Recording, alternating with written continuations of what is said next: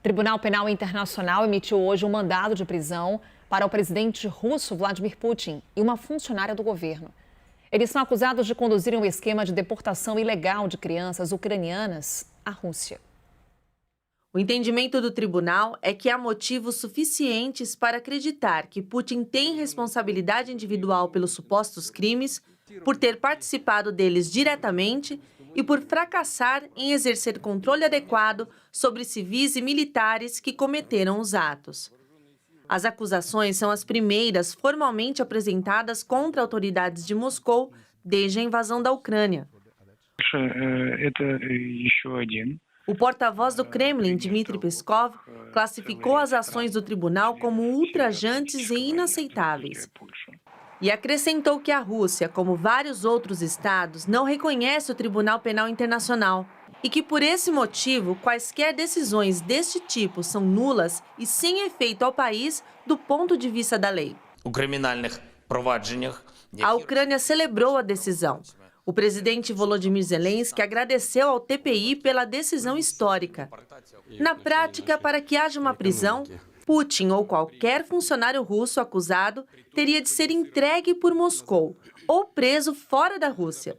Porém, o impacto da decisão pode respingar nos representantes ou chefes de estados que mantiverem relações próximas com Putin, como é o caso do presidente chinês Xi Jinping.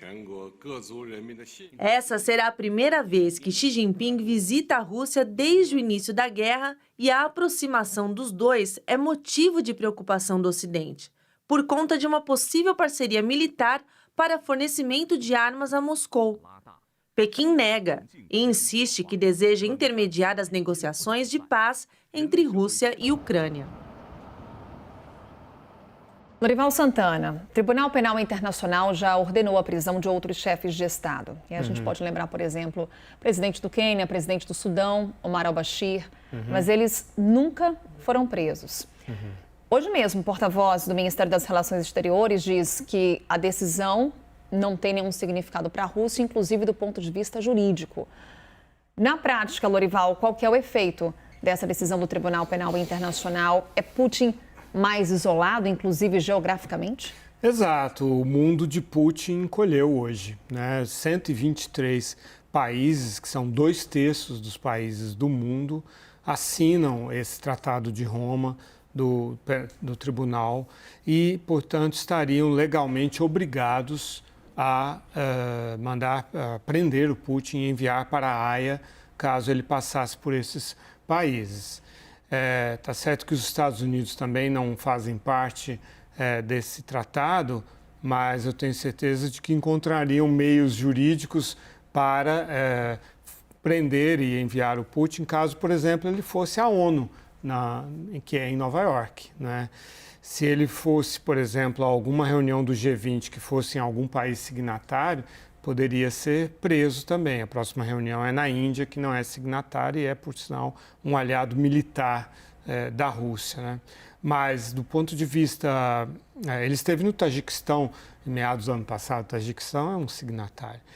Mas, do ponto de vista político, realmente, é aquilo que a nossa reportagem diz. Quer dizer, aquele estadista que visitar o Putin no Kremlin e der a mão ao Putin estará dando a mão para um criminoso de guerra, né? Que é formalmente agora acusado disso.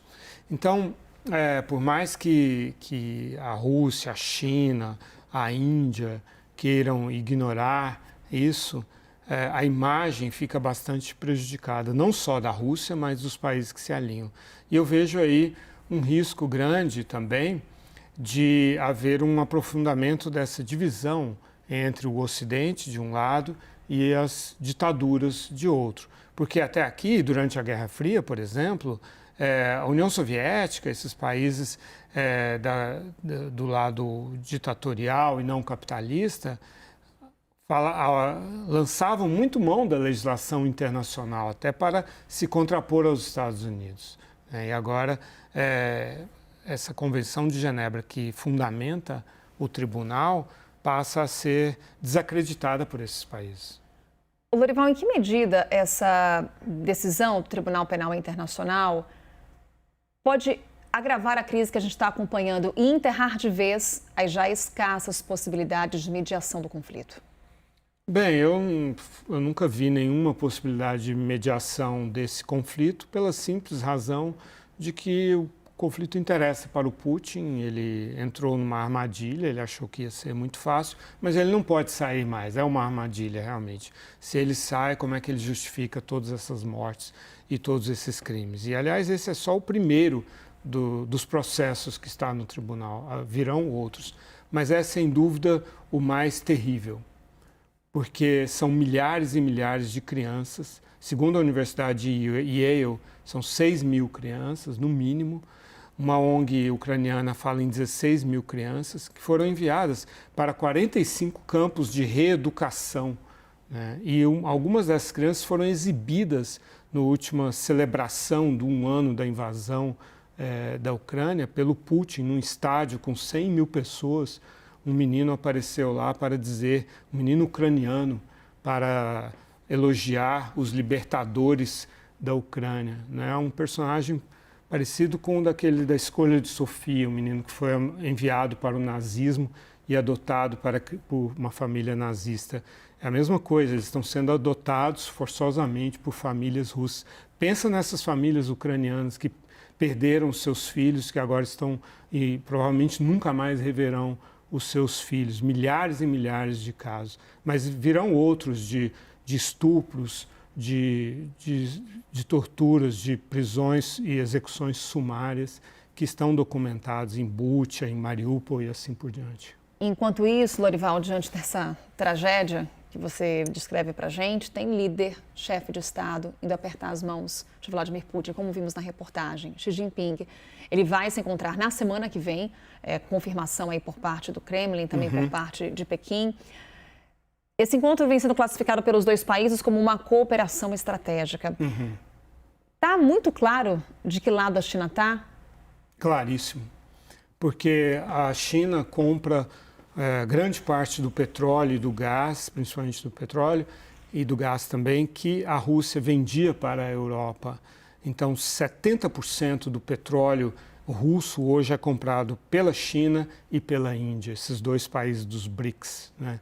Sem isso, esse esforço de guerra que a Rússia está conduzindo seria impossível, sem esse dinheiro enviado pela China e também essa troca de suprimentos. A China, por sua vez, está recebendo da Rússia reatores de reprocessamento de urânio usado para transformar em plutônio para usar nas suas ogivas nucleares. A China está fornecendo, empresas chinesas estão fornecendo armas para a Rússia já. Isso foi documentado pelo site Político numa investigação. 1000 fuzis,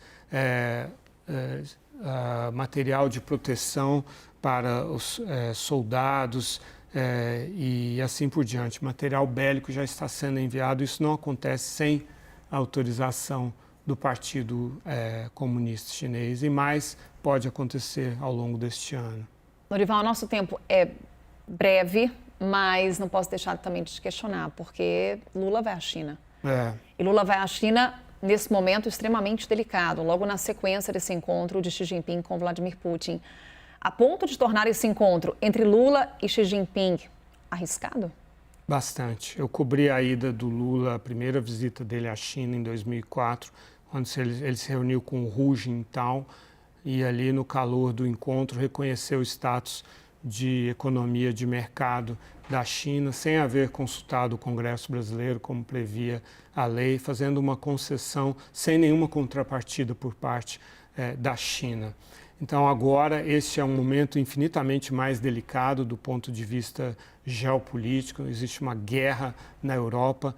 A China está possibilitando esse esforço de guerra por parte da Rússia e, assim como o Brasil, está propondo um cessar-fogo incondicional, ou seja, sem exigir a retirada da Rússia da Ucrânia. Isso já foi feito em 2014 e deu no que deu. 8 anos depois, a Rússia invadiu e tentou tomar toda a Ucrânia. Então, essas posições da China e do Brasil também tem um impacto muito negativo no mundo e realmente Lula, lá na Cidade Proibida, que é um lugar muito imponente e muito sedutor, pode cometer erros bastante danosos para a imagem do Brasil.